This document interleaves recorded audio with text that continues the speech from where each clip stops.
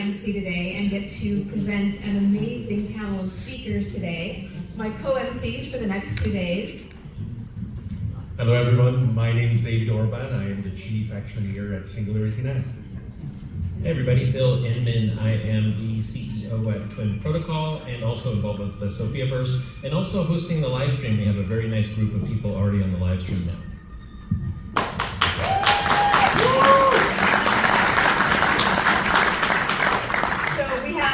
Obviously, an amazing crew here today, 170-ish attendees. Thank you all for being here, being committed to a future with beneficial AGI. We have about 700 online registrants, so an amazing crowd from all over the world that are tuned in, interested, fascinated by this topic. And this is just such a great opportunity for all of us here to answer questions that we don't have answers for yet, to explore what's not known among all the various domains that are critical to developing beneficial AGI. So we're amazingly proud to be here today with you. I want to thank all of our sponsors, SingularityNet, TrueAGI, Sophiaverse, and Sentience, and our partners, the Millennium Project and Humanity Plus, and our media partners as well. So we've got Discover Crypto here today, we've got Bitcoin Insider, Tech Informed, Emerge, and Cointelegraph. So we're gifted to be have everybody here with us today, have these amazing sponsors. And Hypercycle.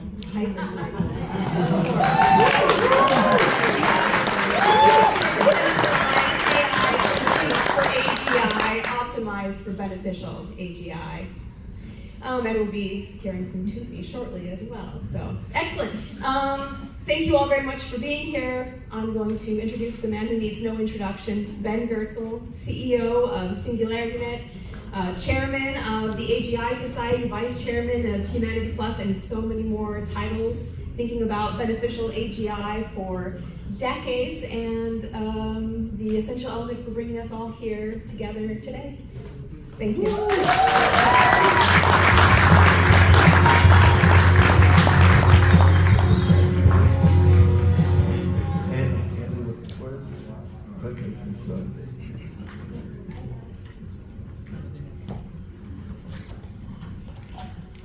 Well, thanks for that introduction, Haley, and yeah, thanks to all the sponsors that have helped provide us this amazing venue and helped us bring people here, and all the crew from SingularityNet is helping to organize and make this happen. But I'm thankful looking out at the room for all the amazing people who have taken the time out of busy life and work to come here for a few days and dig deep into the topic of beneficial artificial general intelligence. And I mean, the reason I've decided to take 4 days out of my own time together with all of you here is I think it's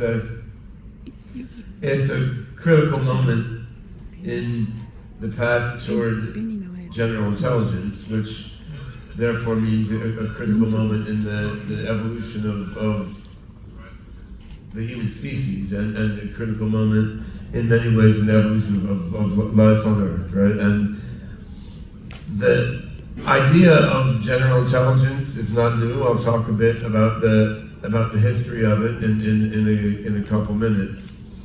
But the sense that we have today that AGI, AI that can really generalize beyond its programming and think imaginatively and creatively like people, and ultimately beyond the degree that people can. The sense we have today that AGI is fairly likely coming soon. I mean, this is something new. I mean, I introduced the term AGI in 2005 in an edited book called Artificial General Intelligence, and I've been thinking about these topics since well before that. Others have been thinking about them since before I was born, right? But now it's the first time ever that you have a broad sense across a decent swath of the population that AGI may really be coming in the palpably near future, right? And I mean, you have, captains of industry and government officials talking about human-level thinking machines potentially emerging on the order of 5 or 10 years from now or something, right? And this is unprecedented, and there's an aspect of hype to it, as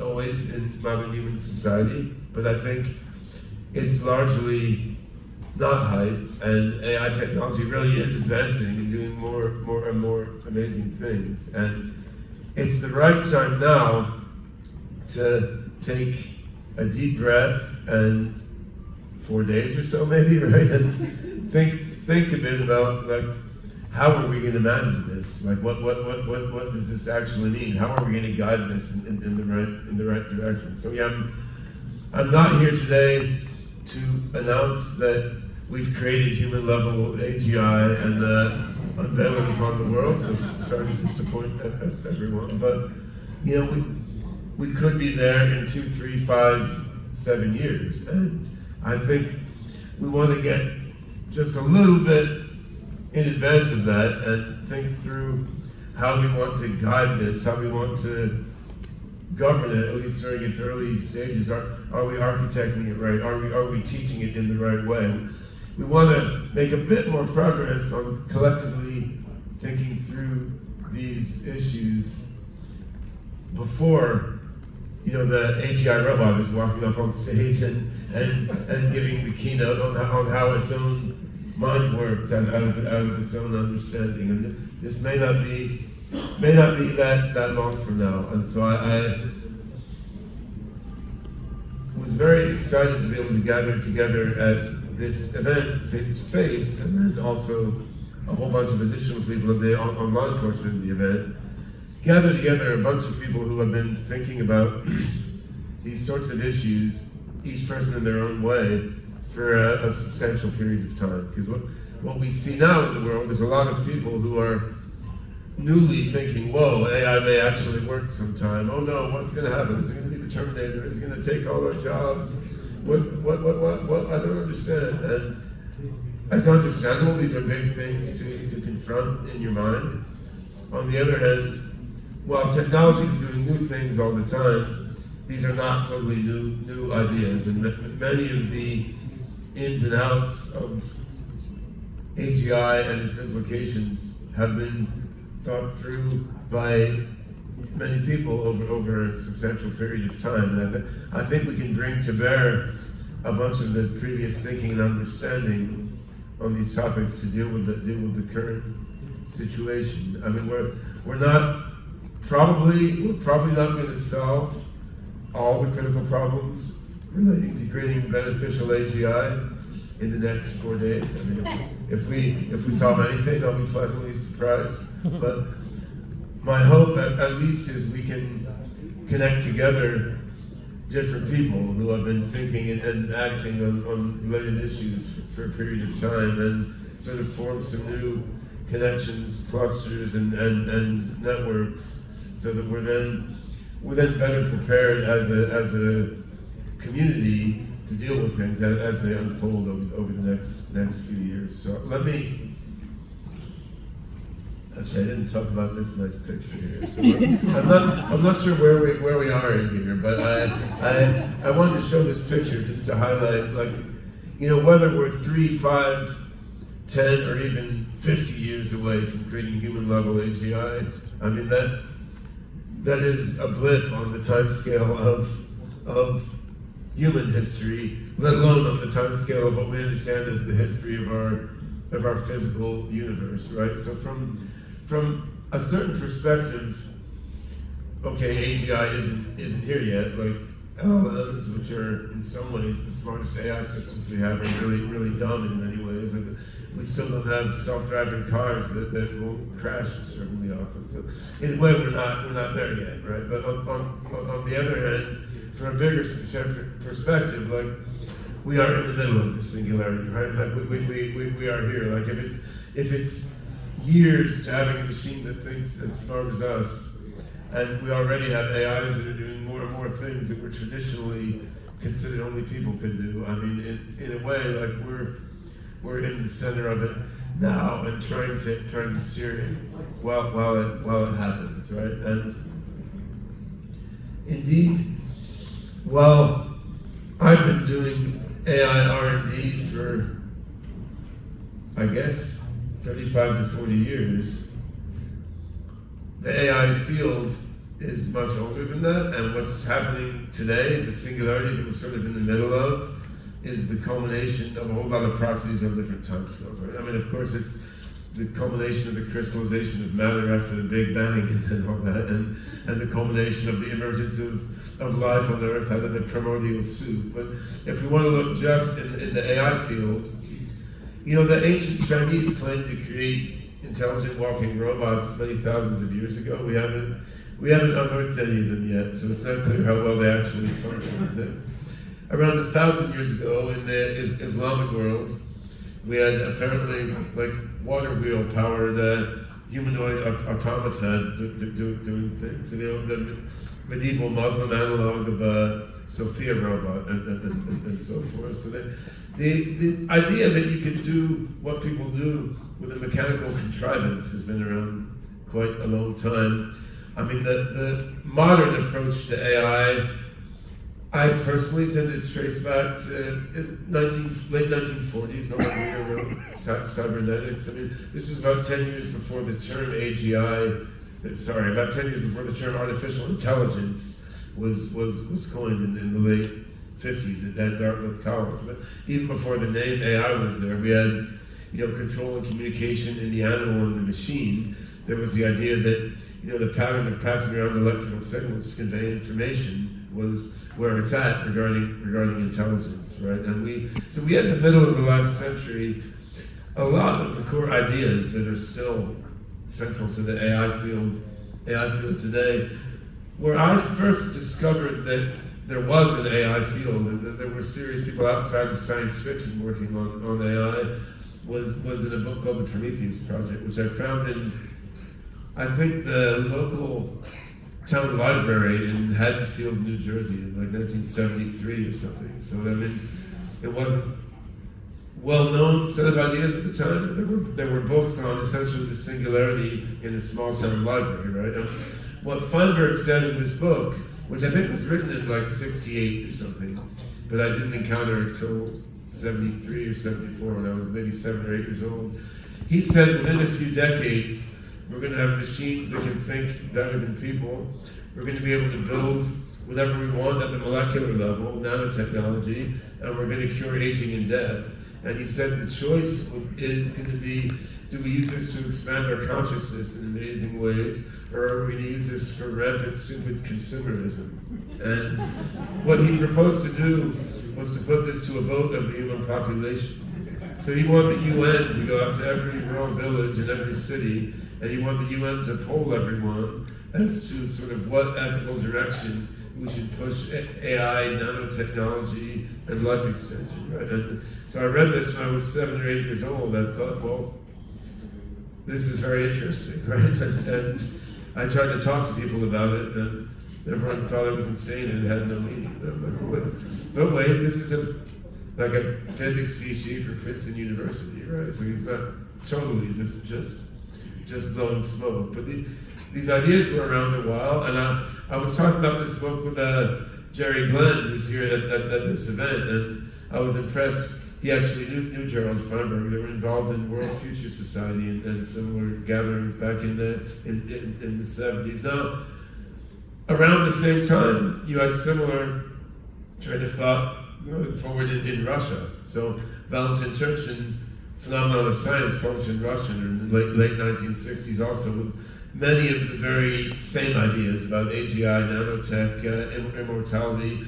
I got to know Val much later in the late 1990s when I helped him get funding in New York for his company Supercompilers LLC. But you had a similar train of thought popping up all over the place. Now, stepping forward, I mean, Ray Kurzweil, who became a good friend of mine in the last 10, 15 years, in 2005, he put out book, The Singularity is Near, and I still think this was an epic work, and much of what he did there was just to give a more rigorous form to the argument that was obvious to many of us for quite a long time, right? So he just, together with the Amara Angelica, who helped him with plotting a lot of the curves, I mean, he just went through, looked at Moore's law, you know, the speed of the fastest computer, how much RAM is in the machine, the size of the smallest working motor, the amount of energy needed to sequence a single human genome, and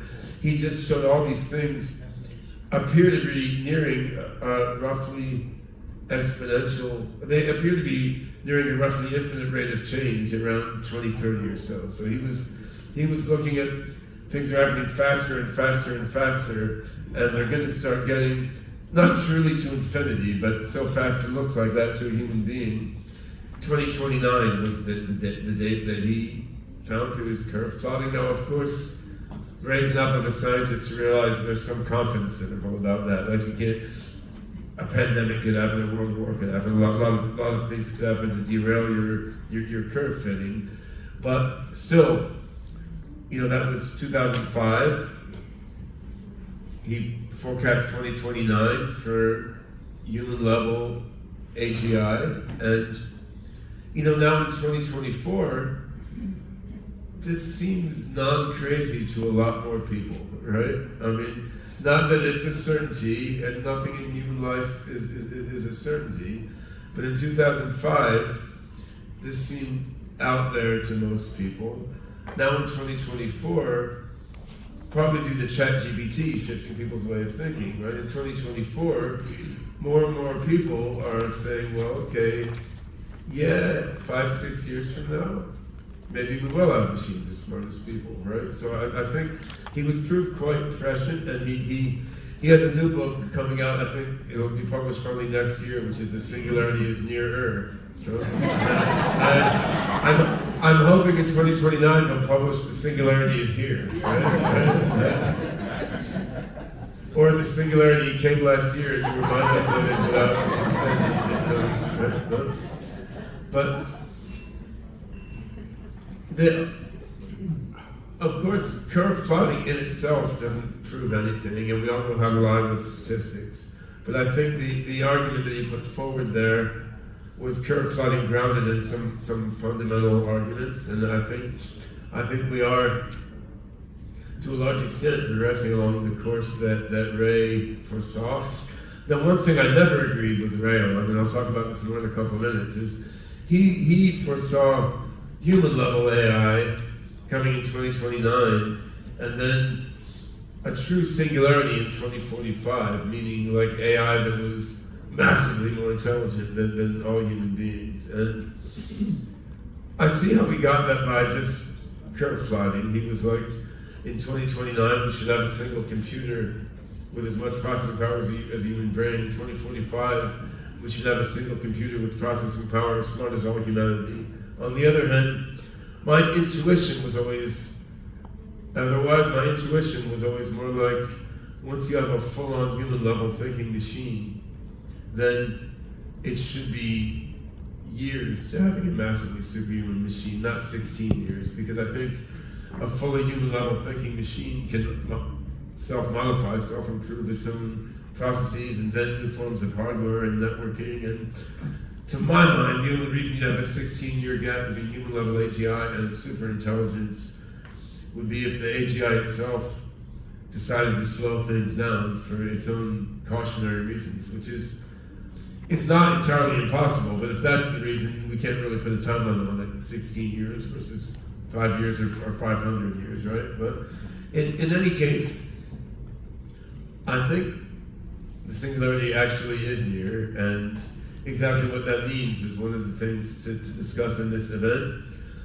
I have a new book I've written myself along with Gabriel Axel called The Consciousness Explosion, and I think we emailed everyone who's coming to this event a not quite yet fully proofread version of it. The final version to be ready in a week or something. It'll be hardcover and paperback and so forth. But it's sort of similar theme to singularity is is near, but a different take on various of the particulars, and I'll talk a little about that throughout this event.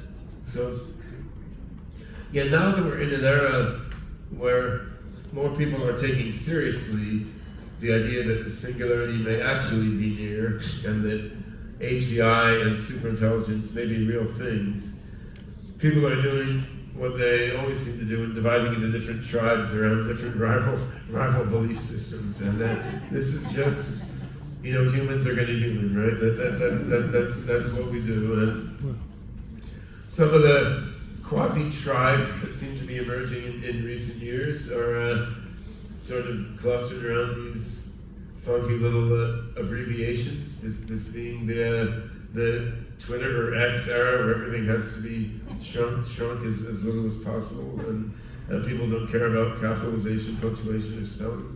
So the decel cluster, these are roughly speaking people who think slowing down the advance of AI will be the best thing to do. And I don't take this all that seriously at some level, in the sense that, to me, whether or not slowing down the advance of AI would be the best thing to do, I can't see how it's going to happen unless it's like World War III or something, right? Because, it's not like we have a rational global world government that can just decide, like the Amish do or something, can just decide we should take this a little slower and rationally consider step by step. In reality, geopolitics is insane, and we have trade wars and actually physical wars where we're just shooting and blowing up innocent people all over the planet. It seems not likely to happen that there's a global agreement that's actually adhered to in a meaningful way to slow down AI development, because AI is yielding a lot of economic value across the board. It's yielding a lot of positive human value across the board. It's also yielding military and espionage value, right? Something that's just so broadly useful to so many parties. There's not much precedent for voluntarily choosing to slow something like that down. It's not like nuclear bombs or biological weaponry whose only use is to kill people, right? This is something that's tremendously beneficial and positive, right? So, at the other extreme, we have what's thought of as effective accelerationism. And this is the sort of opposite perspective, which is, let's speed up the path to very powerful AI as much as possible because it's doing good for everyone. And then, at the simplest level, I can't really argue with that at a first approximation. I'd say the flavor of the EACT movement is sort of like Silicon Valley Uber alles, right? So it's sort of like US big tech companies are doing a pretty good job of providing us with cool products. AGI will be the next cool product in the list, so let's just roll with it. And I don't think that's the worst possible thing that could happen, but there's an alternative acronym, DAC, that was put out by Vitalik Buterin, the key founder of Ethereum, which stands alternately for decentralized accelerationism, defensive accelerationism, and I find myself more attracted to that cluster, where I think, all in all, accelerating the progress toward AGI is probably the best thing to do because of all the good that AGI can deliver. But yeah, we don't want the power over AGI to be concentrated in any one party or small group of parties, and we do want to pay attention to various bad things that could happen, mostly because of people doing stupid or malicious things, and be a bit defensive while we move forward rapidly, right? And of course, none of these are well-defined things, and we may be onto different memes by next year, but it's still interesting to see the way that the landscape of perspectives is sorting out right now. And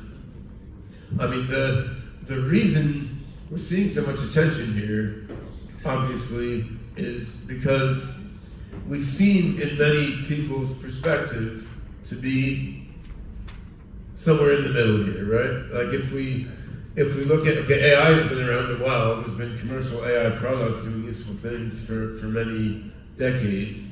We don't yet have a system that can generalize and imagine and leap beyond this programming and training in the way that human beings do. On the other hand, there's various lines of evidence suggesting that we're getting there, right? And then from there, from AGI on to superintelligence, seems like it might not be that far. And there's a lot of issues that worry people here, as well as a lot of things that excite people, right? I mean, you can make a lot of money, you can solve most problems that trouble humans, you can potentially cure material scarcity. On the other hand, yeah, there's biased machine learning models, there's a potential of widespread unemployment, there's potential military and espionage uses. But I think the worry that cuts people sort of deepest is thinking about, okay, if the AI really gets smarter than people, like then what happens? And to my befuddlement and amusement, there are serious, very intelligent people thinking about ways that humans can sort of control superhuman AI. And I mean, I think you know, we're not going to control superintelligence. I'm sorry to be the one to let you in on this. I mean, we're not going to control superintelligence any more than my pet toy poodle is going to control me. I mean, it's not going to happen, and that's. I mean, we're not really in control of ourselves or our society now, either, if you look at it, so it should hardly be surprising. If you ask a slightly less stupid question, I mean, how can we guide the transition to superintelligence and from AGI on to superintelligence? That's not so obviously hopeless, right? I mean, it could be that there's just some attraction that's going to pop out, and almost no matter what we do, superintelligence is just going to happen how it happens. But that's not certain. There may be many different sorts of superintelligence. There may be pathways to superintelligence that involve joy and compassion, and pathways that involve a lot of suffering on right? And we may be able to guide the path to superintelligence. And if you want to simplify it tremendously, I mean, if we can build AGI the right way, educate the AGI the right way, and then roll it out, guide its rollout across the world in the right way, and guide its development in the right way. I mean, just three simple things, then we're done, right? I mean, 1, 2, 3. How much easier can it get, right? Yeah. On the other hand, you know, how are we doing right now? So, if we look at are we building teaching and guiding AI well at the moment toward the AGI goal, I mean, where are we now? I mean, we have AI that does a lot of cool things. The industry is sort of obsessed with one particular kind of AI system, large language models, which have their strengths and weaknesses. We have a few big companies with a mandate to maximize shareholder value rather than to do what's good for the human species or the singularity. We have a few big companies dominating the creation and rollout of AI. For better and or worse, these companies are closely aligned with the government agencies in the countries where they sit. You know, I used to say that the main applications of AI on the planet were selling, killing, spying, and gambling. You know, selling being the advertising companies like Google and Facebook, gambling being Wall Street, basically. Now, with the rise of LLMs, I had to add plagiarizing to the list of the key applications. But I mean, these are all, you know, they're part of human DNA and human culture. I'm not going to say they can't all exist. They're what people do. We could be doing more of curing diseases and educating people. I mean, there are other things that AI could be focusing on, like, for example, helping feed starving children, right? So I think we're at a very interesting point, but I wouldn't say we're proceeding quite optimally on these three little steps toward beneficial AGI, right? And if we look at the technical bit, the large language models that are the primary focus of the commercial AI world right now, these are not AGIs, and I don't think they can directly be evolved into AGIs, although I think they can be part of AGI systems, and not everyone agrees with me on this, and we can debate this in various sessions. But I think, for what it's worth, the way I'm thinking about large language models is that they're sort of very general, narrow AI systems. In other words, they don't actually generalize very far beyond their training data, and there's a bunch of research papers showing this. On the other hand, their training data is like every fucking thing on the internet, right? So then you don't have to generalize that far beyond that in order to do a lot of stuff that is valuable for human beings. Very interesting kind of system, huge amount of value. You know, they're not good at doing scientific thinking and like complex multi-stage reasoning. They're not good at really imaginative creativity that isn't just derivative recycling of stuff they've seen, but they're good at a lot of things, and I think they can be a significant ingredient in creating AGI systems. One thing they're good at, amusingly enough, is predicting human ethical judgment. So I mean, I did a study with my son Tsar and then Sergei Rodionov, who I think is here also, and we basically did a sort of rigorous evaluation of what GPT-4 says when posed with various ethical conundrums about human beings doing things. It does very well at guessing what a typical person will think is ethical or unethical. You can even give it ethics puzzles about aliens with 5 different sexes cheating on each other or something like that. It will extrapolate to situations that are not there in the training data, right? And so these systems are quite smart at doing many things, but they're very different than the kind of intelligence that we are, or that I think you need to create a singularity and get to AGI and superintelligence. And one way of conceptualizing this is what Weaver Weinbaum, who's also here, has written about in his PhD thesis as open-ended intelligence. And biological intelligences are open-ended intelligences in this sense. So they don't have a precise goal function that they're trying to maximize, right? They're complex, self-organizing, adaptive systems. They are trying to maintain their system boundaries so they will continue to exist as agents interacting with an environment, and they have a certain drive to transcend themselves and grow into new kinds of things that the previous version wouldn't be able to encompass or understand. These drives of individuation and self-transcendence sometimes collaborate, sometimes contradict each other in a sort of dialectical way, and this is what drives the growth of life and intelligence. And a system like an LLM is not really like that. That doesn't mean that all the knowledge contained in an LLM couldn't be helpful to an open-ended intelligence. But there's a difference. And in terms of ethics, even though GPT-4 and other open LLMs now, like Mistral and so forth, can reliably predict what human beings will say about a situation in terms of what's right or wrong, it's still quite different than human ethics. I mean, the way we confront ethical judgments now is very different than 100 years ago, right? So I mean, if you trained an LLM on music up until 1900, it would never invent neoclassical metal or progressive jazz.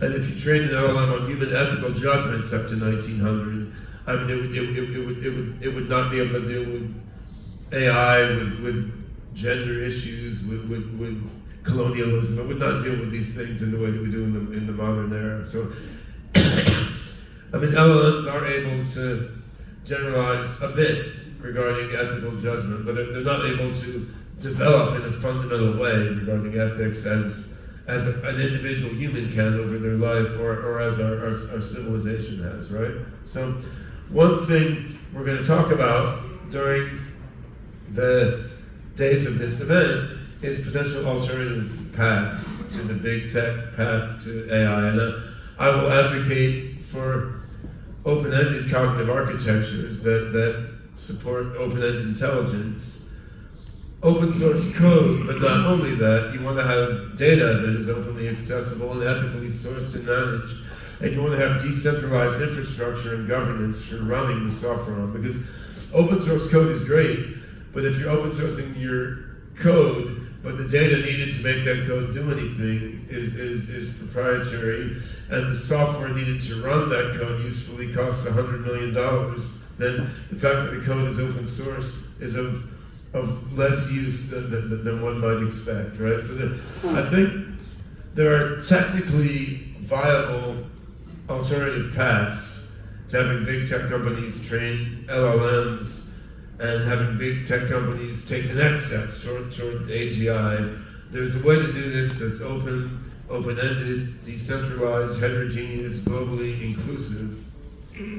And there's some reason to think this might actually happen. I mean, the internet is a decentralized system developed in a quite interesting global way. Like Iran is on the internet, right? I mean, you can email someone in Iran now, even though there's all these economic sanctions and warfare and so forth. And the Linux community, in many ways, is an open and decentralized system, and you can fork Linux however you want. You can put it on new architectures. You can make your own variant kernel if you feel like it, right? So we do have some decentralized networks developing powerful technologies. Many differences from AI in these two examples, but also many similarities. I'm over time here, so I'm not going to dig into this now, but I mean, I have a particular approach I'm working on with a number of different colleagues to making it an open-ended, decentralized AI system, and you can look up online OpenCog Hyperon, the new version of the OpenCog system. There's a lengthy document on artscience.org sort of reviewing this, and there's a code base of some experimental code in GitHub. We'll have the alpha version of OpenCog Hyperon scheduled for April, so there's still a bunch of work to be done to get to superhuman AGI and all that.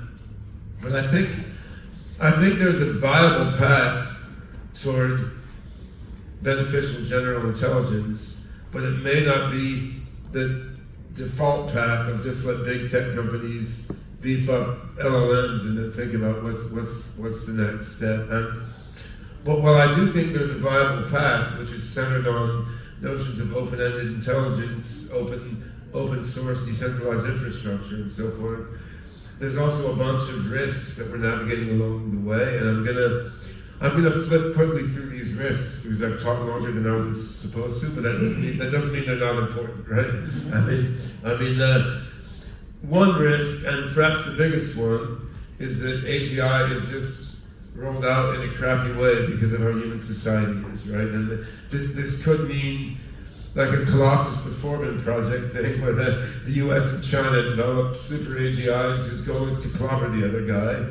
It could also mean something else though. It could just mean advanced AI is rolled out in a way that benefits only the global economic elite and makes the poor even poorer than they are now, which leads to terrorist attacks in World War III and so forth. And I mean, when I grew up in the 70s, I was always told to finish all the food on my plate because there are kids starving in Africa, right? And of course, every 8-year-old kid is like, well, wait a minute, but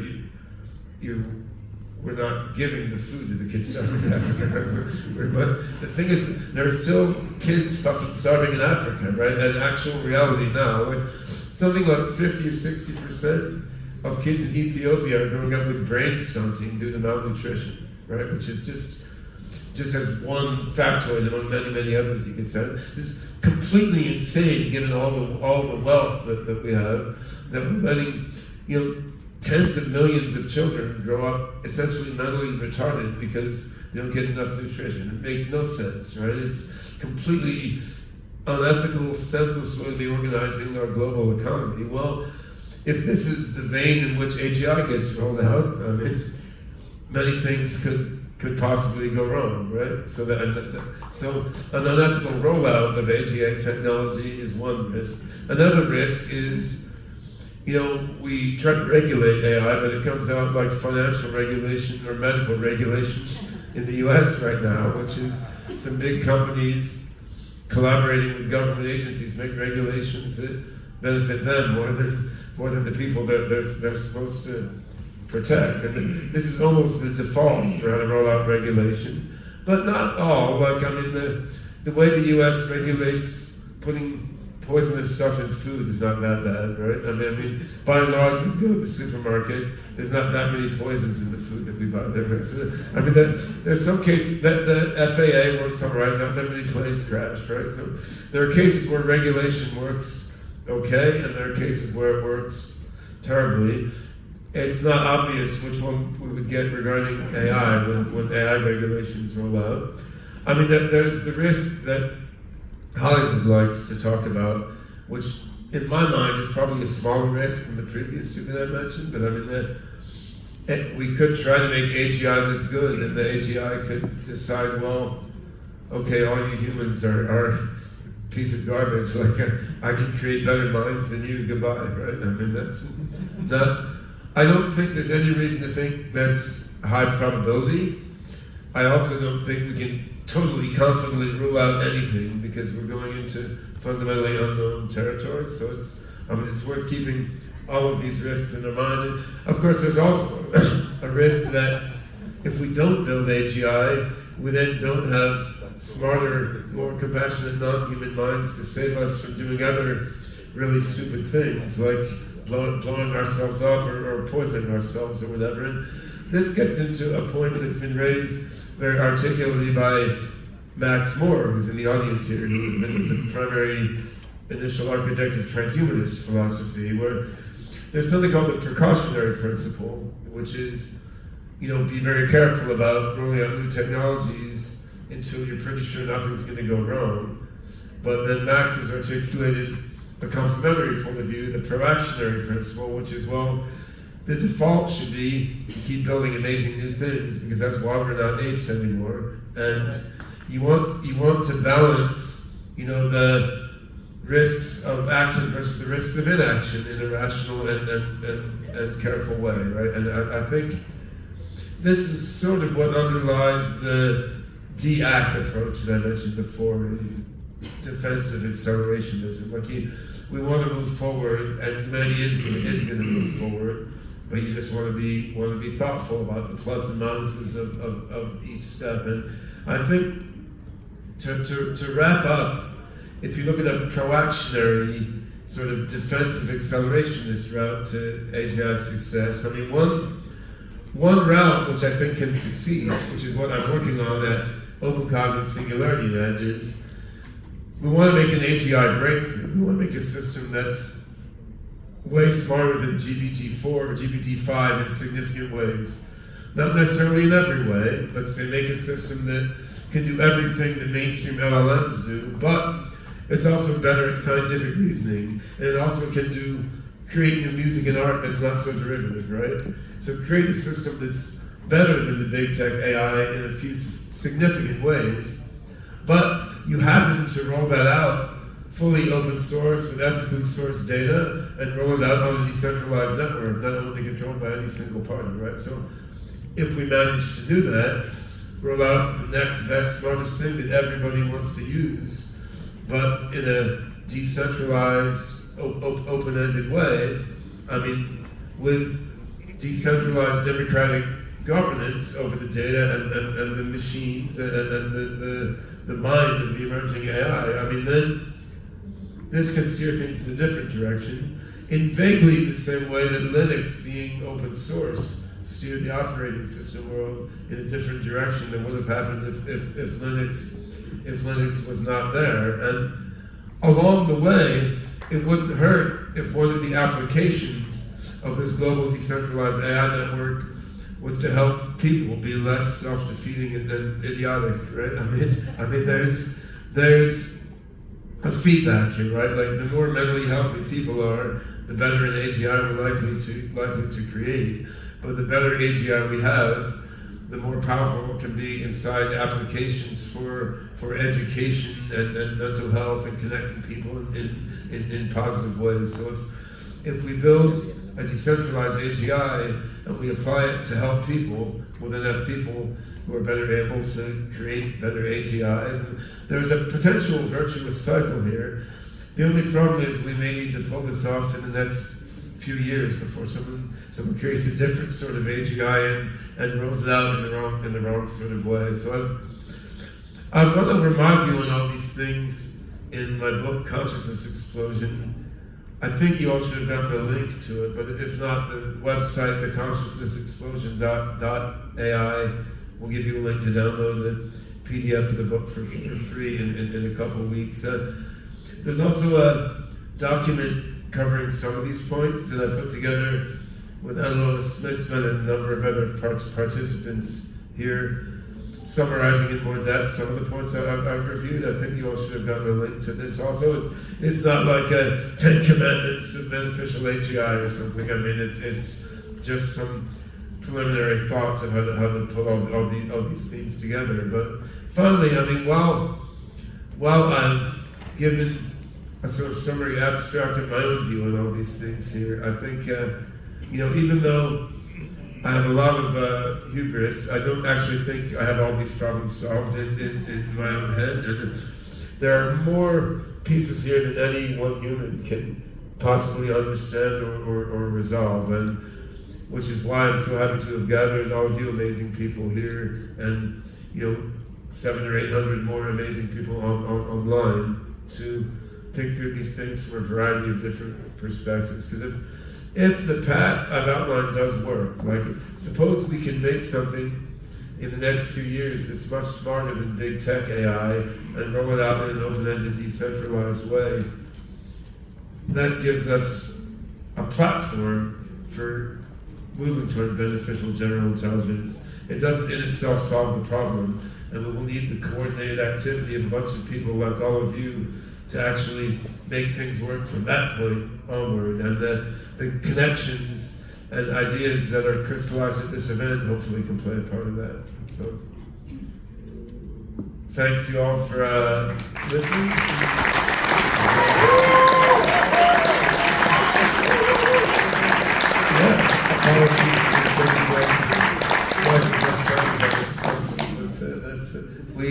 We now have the great George Gilder, which is about as incredible of a follow-up speaker as I could imagine.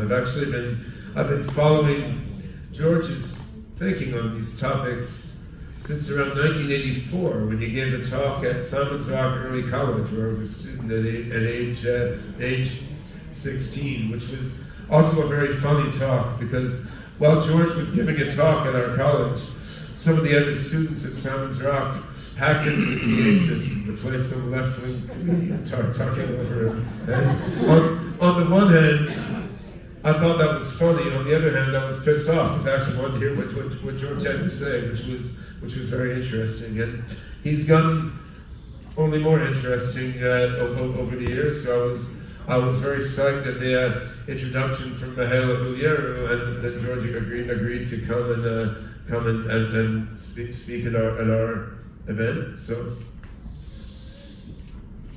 yeah, perhaps Haley can give a